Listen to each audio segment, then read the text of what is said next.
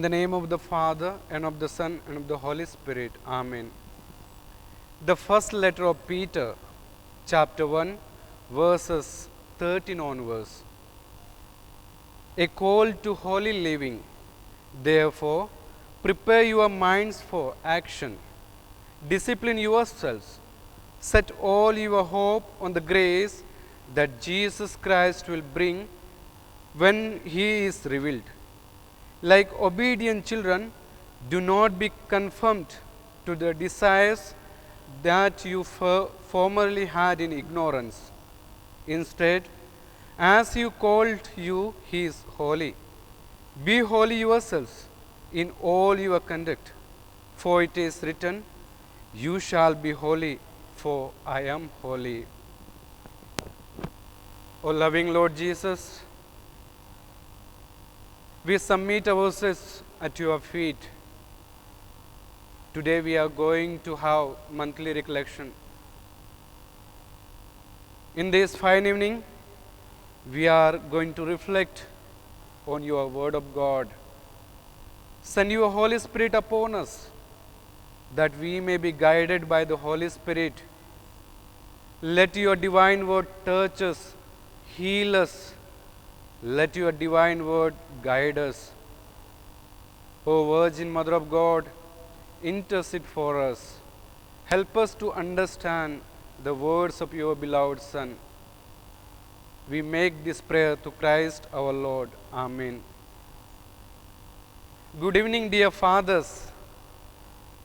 During COVID-19, we are very much familiar regarding online activities and programs, online meetings, online classes, online trainings, online competitions, and in your religious circle too, we are familiar with the online masses, retreats, monthly recollections, and so on. It is already 1 year over, and it continues to be so. And in this fine evening, we are going to have monthly recollection this online way. And for our today's monthly recollection, this talk, I have selected a simple topic with which we are so much familiar. That is, holiness of life leads to service of God, man and nature. We are called to live a life of holiness, and the purpose of our call is for the same. I am sure that we are living holy life, but at the same time we need to reflect every day, every moment, that how much I am growing in my holiness. What are the steps I am taking in my daily life to grow in my holiness? Or what are the barriers or hindrance in my holiness? There is no option other than living a holy life. My dear fathers, because I feel that nowadays holiness is not considered as a virtue, but as a just vice. Even in the church too, holiness is becoming very rare. We are very much comfortable to add God into our lives, but accordingly we are not ready to bring the changes needed in our life. Such is not the gospel message. Such is not the teaching of Christ. This is not the way that scriptures are teaching us. We need to bring a necessary changes in our life. An American famous theologian, Eugene Peterson, writes, God cannot fit into our plans, but we need to fit into God's plan. Dear fathers, when we live a life of holiness, we are putting ourselves into the plans of God. We understand the plans of God and live accordingly. But what matters is that we need to live a holy life. Holy is the word that sets God apart and above our attempts to enlist Him in our wish fulfillment, fantasies, or our utopian schemes. Holy means that God is alive on God's terms, alive in a way that exceeds our experience and imagination. Holy refers to life burning with an intense purity that transforms everything it touches into itself.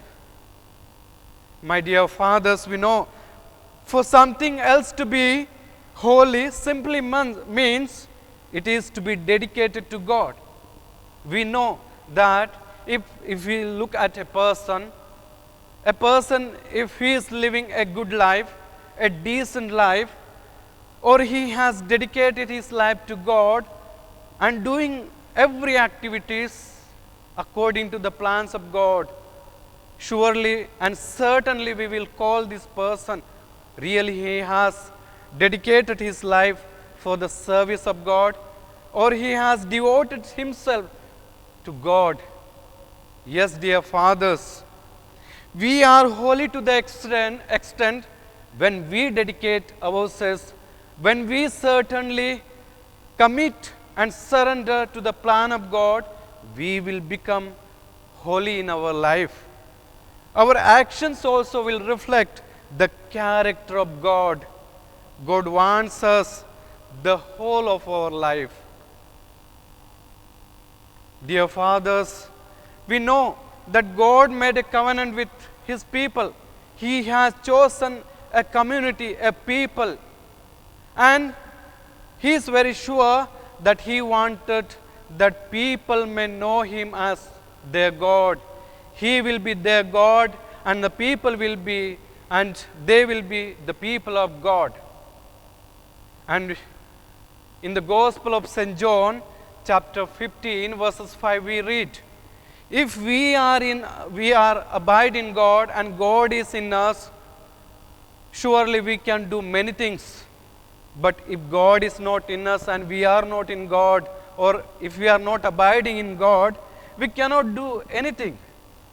We will be like a withered tree. Yes, dear fathers, holiness is a key topic in the biblical tradition. In fact, it is a recurring theme in the Bible, both in the Old Testament and in the New Testament. For example, in the Bible we see God constantly calling and encouraging people to be holy. We see in the book of Leviticus, chapter 11, verses 45, there God says that be holy because I am holy. Holiness is never an independent possession of individual or a community. Holiness is never an independent possession of an individual or a community. It is always a derived one. It is coming from God. Holiness comes from God, and God is the source of this holiness. People are holy only in so far as they are in relationship with God. Dear fathers, we are called to live in holiness. We must have a deep relationship with God. Then only our life becomes a holy life. We must surrender totally and completely in the plans of God. And that is why we see in the gospel too, when Jesus called his disciples, he wanted to say them that they should be with Jesus always. That is what we see. And when we remain at the feet of Jesus, we will become surely holy in our life. If we have no deep relationship with God, surely we will scatter away. We will go away from our God. We will become a sheep without shepherd. Dear friends, God invites every now and then to be holy in our life. We know, though God has made a covenant with His people with the intention that He will be their God and they will be His people, but the chosen community, the people of God, they have gone away from the Lord. They have abandoned the Lord various ways and they have gone away from the Lord. But God has never abandoned them. God is every now and then calls for the holy living life. The Old Testament, we see very clearly in the Old Testament prophets, along with John the Baptist and then Jesus, called for a radical change for those who would trust and obey God. The main purpose or one of the main content of the proclamation of the prophets, then the disciples or even the Jesus or the Saint John or John the Baptist, we see that they have called for the repentance. Their proclamation was repent and believe in the word of God. Repent was an indispensable word to those who proclaim the word of God in truth. To repent means to change not only our thinking but also our actions. When we are saved from our hidden desires and practices and called to live a life of holiness. We see in the New Testament also that the scribes and Pharisees considered themselves as holy. But their idea of holiness was just a show.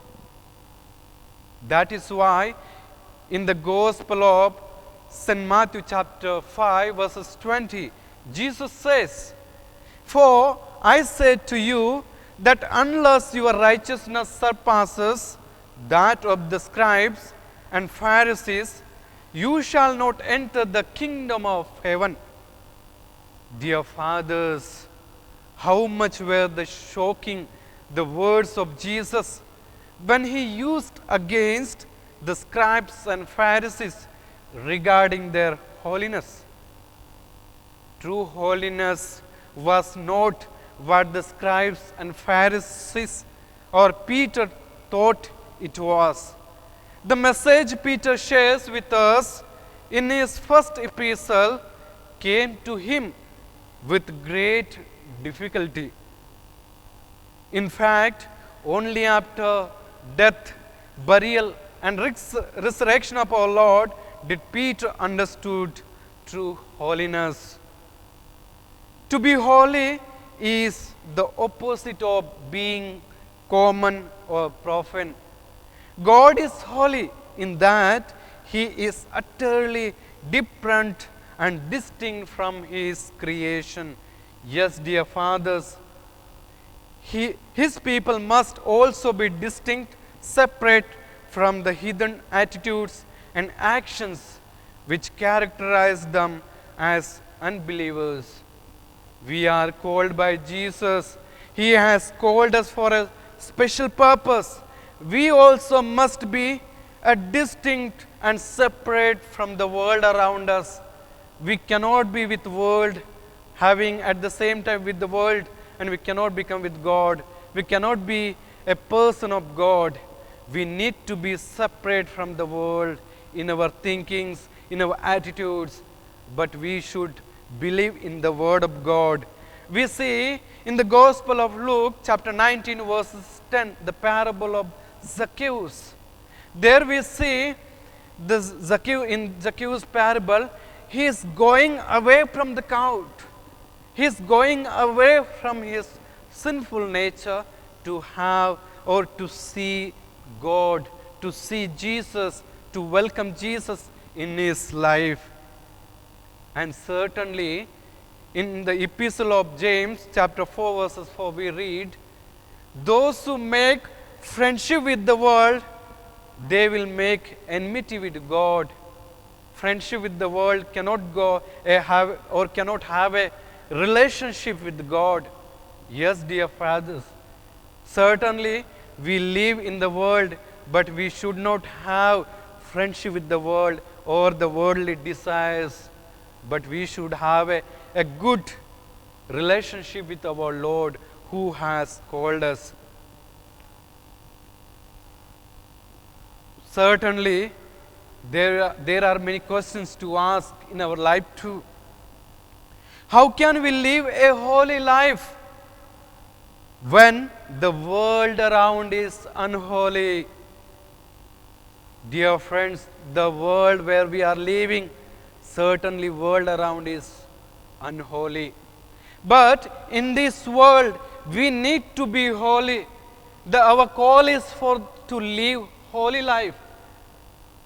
We need to live holy life. We see in the book of Isaiah, chapter 6, verses 1 to 8, there we see the vision to Isaiah. He is telling that, woe to me, I am lost, I am a man of unclean lips, living among the people with unclean heart.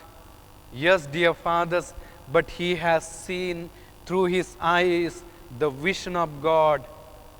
We live in this world, but we should experience in our day-to-day life the holy God, our Lord who has chosen us. We should have experience in our life. Our God is calling for the same purpose, to have his experience in our day-to-day life. For living holy in a culture that does not have any idea regarding holiness, every detail of our life is affected by the presence of this holy God. In our life, we should not be afraid, or we should not think so much how to be holy in this life, because our God is holy and he is calling for holiness, and he knows every moment and every action and every details of our life. But only we should have a proper relationship with the Lord. When we have proper relationship with the Lord, certainly he will take care of us, and we will be in holiness. We are called to holiness in every aspect of our day-to-day life. God provides us a way to bring everything in and about us into his holy presence, transformed in the fiery blaze of the holy. But what we need to do is that we should listen to the word of God. We should listen the voice of God in everyday life. We see in the book of Isaiah, chapter 30, verses 21. There it is written, when you look right or left, you will listen a word behind saying, this is the way, walk in it. Yes, dear friends, we need to listen to the word of God. We should be ever prepare ourselves to listen to the voice of our God who has called us. Holiness starts by putting our faith in what Jesus has done for us and asking his Holy Spirit to come into our life to help us to begin to live a holy life. In the Old Testament, Exodus chapter 15 verses 11, we read, who is like you, O Lord, among the gods? Who is like you, majestic in holiness, awesome in glorious deeds, doing wonders? 1 Samuel chapter 2 verses 2 declares, there is none holy like the Lord, for there is none beside you. There is no rock like our Lord. Yes, dear friends, God is holy in every attribute and every action. He is holy in justice. He is holy in love. He is holy in mercy. He is holy in power. He is holy in sovereignty. He is holy in wisdom.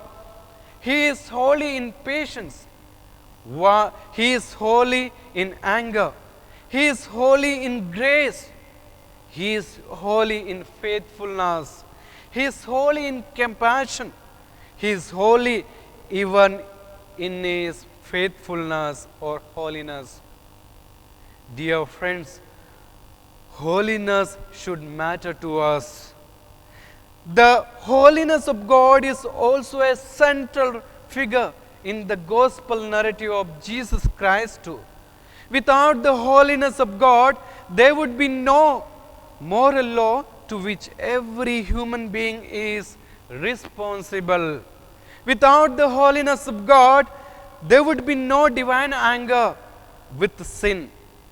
Without the holiness of God, there would be no perfect Son as an acceptable sacrifice for sin.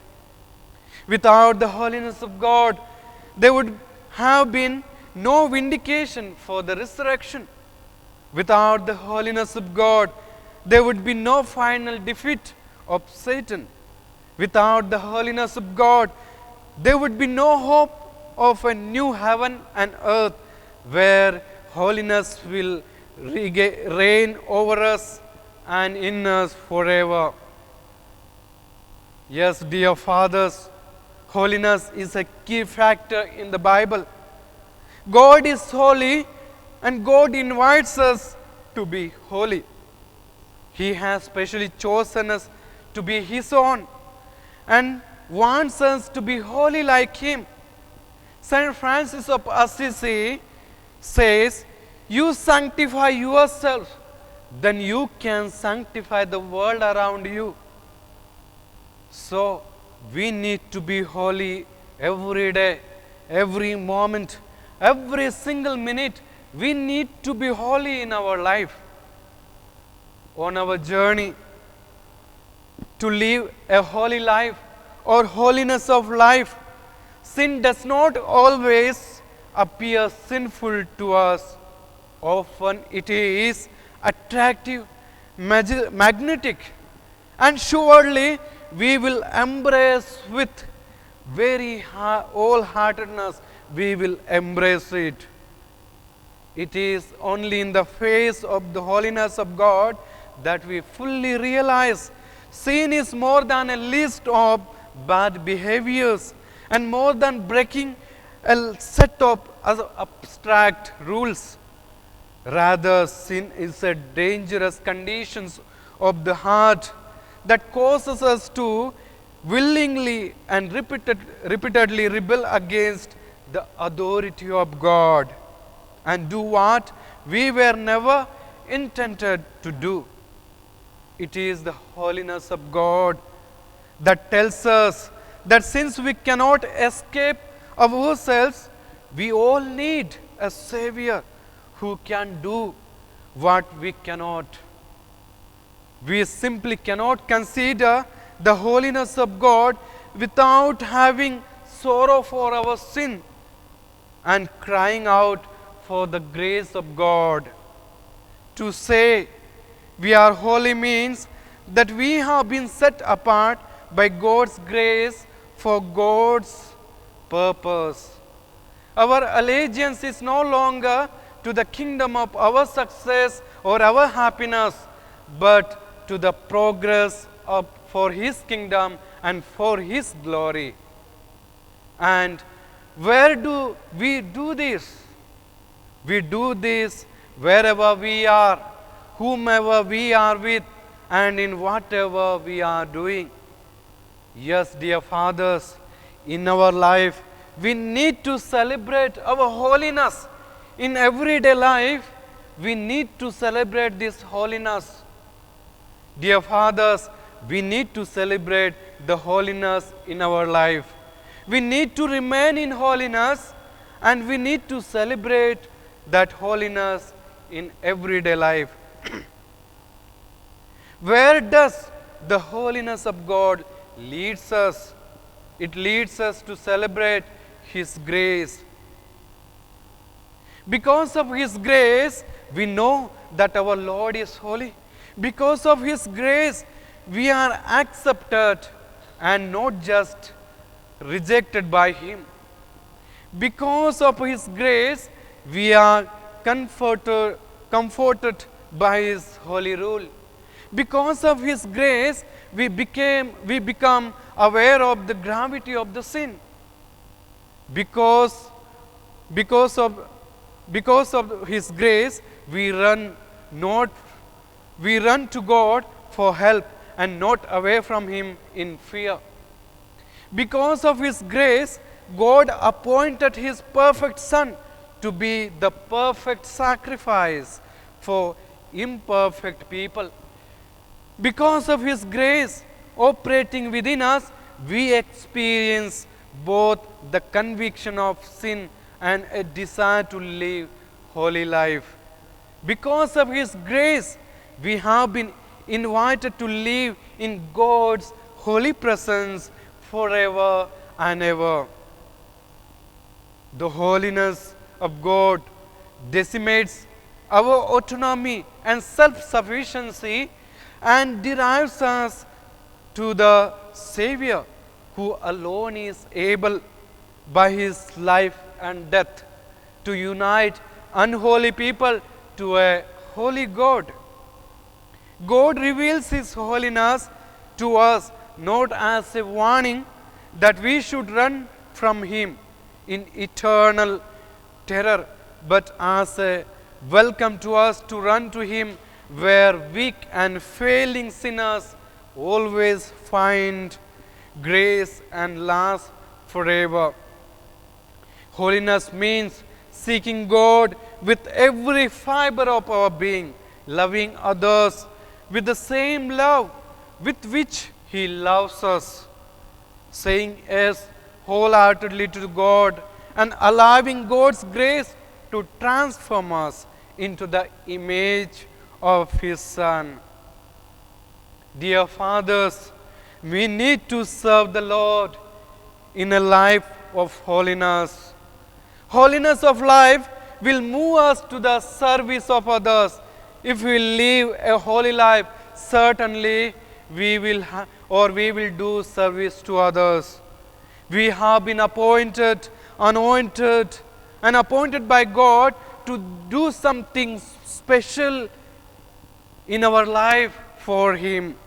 Each one has been created to act, to live, to build people up, to give, not just take. It should be built into our spiritual DNA that we will not be in peace until we discover what our calling is. Saint Mother Teresa is known as the saint of the gutter. Once Mother Teresa was walking in a street. She has seen a man lying down in a gutter. She picked up that man, and that man was covered with worms. She took that man and took that man to their mother's home. Mother Teresa and other sisters cleansed the body of that man, and that man said, I was living my life in a street like animal, but today I am going to die as an angel because I am loved and cared. It took Mother Teresa and other sisters to clean his body many hours. Finally, that man looked up and said to Mother Teresa and other sisters, now I am going to my home to God. And he died. Then Mother Teresa said, I have never seen such a radiant smile on a human face as the one I saw on that man's face. Do we see what love can do? Mother Teresa and sisters were touching the body of Christ. As Jesus said in the Gospel of Matthew, chapter 25, verses 45, there we read, if you do to the least of a human being, if you do something to your brethren, certainly you are doing for the Lord. Yes, dear friends, when we do something for our people, our neighborings, our near and dear ones who are affected by various dangers in life, if we do something for those people, certainly we are doing for the Lord. This is how you and I fit into God's plan. This incident tells us that love can make difference. It tells us that anyone who is on the receiving end of our love and attention will be moved by it in a powerful way. It tells us that God wants to use us to share His love as He used Mother Teresa. Holy Father, in his recent encyclical Fratelli Tutti, writing on unique value of love, Article 92, he says, the spiritual stature of a person's life is measured by love. Yes, dear friends, God can use us. What a noble thought! God will use us only to the degree that we want to be used by Him. It is up to us to decide whether we will accept His invitation to be filled and molded and used by His Spirit. We are all familiar with the famous author Robin Sharma. In his book, Who Will Cry When You Die, the first chapter, Discovery of Calling, he writes, when I was growing up, my father said something to me that I will never forget. His father said, son, when you were born, you cried while the world rejoiced. Live your life in such a way that when you die, the world cries while you rejoice. Yes, my dear fathers, we are all here for some unique purpose, some noble objective that will allow us to manifest our highest human potentials, while we at the same time add to value to the life around us. We live in an age where we have forgotten what life is all about. We can easily put a person on the moon, but we have trouble in walking across the street to meet a new neighbor. We can fire a missile in the world with pinpoint accuracy, but have we traveled keeping a date with our beloved ones or our community? We have lost touch with our humanity. We have lost touch with our purpose. We have lost sight of the things that matters to us. How many lives we will be able to touch while we have privilege to walk in this planet? What impact will our life have on the generations that follow us? And what legacy will we leave behind after we have taken the last breath?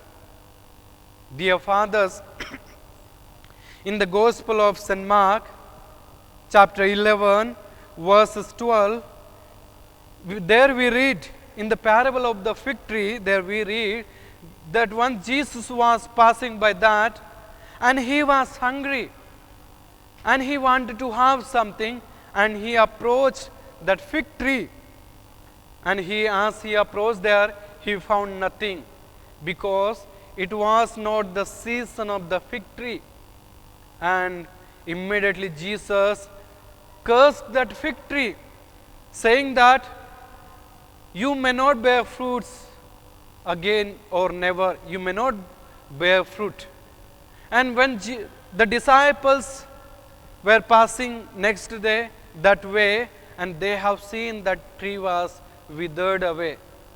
Yes, dear fathers, such an unexpected response from Jesus implicitly express that Jesus expects fruit from us.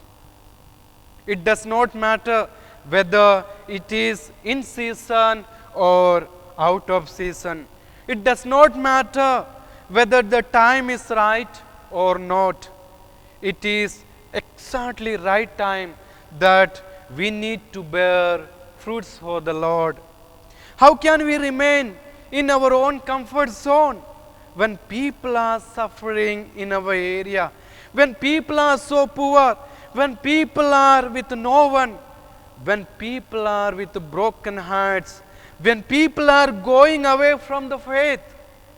We need to ask ourselves that are we not there to go after a lost sheep of our parish? No matter what season of life we are in, no matter how demanding our schedule is, there is no off season for the kingdom of God. It is always right time to bear fruits for the Lord. Our spiritual life, our holiness of life surely will lead us to do something for the Lord. Or holiness of life will certainly allow us in our life to do something special for the Lord in our everyday life. We are to be holy in our daily conduct. We are to be holy by not being conformed to our lustful things. We are to be holy by imitating God. We are to be holy by obeying God's word. Yes, dear fathers, when we remain in holiness, it is 100% sure that whatever we do, whatever we touch, whomever we visit, or whoever comes to us, everything will be sanctified by the grace of God. God's grace will be with us, and that grace will flow from us, and people will experience that grace, and that grace will be with those people. But what we need to reflect in our daily life is that, am I living holy life? Dear fathers, in everyday life, we need to reflect, we need to ponder everyday life, every moment or every single minute, that am I living holy life? As a conclusion, I am going to conclude this talk. Our call is very clear one, to be holy. It is not a popular appeal. It is a call God has made of His people since Exodus. Those who attempt to market the gospel and appeal to the masses would say God has called us to be happy.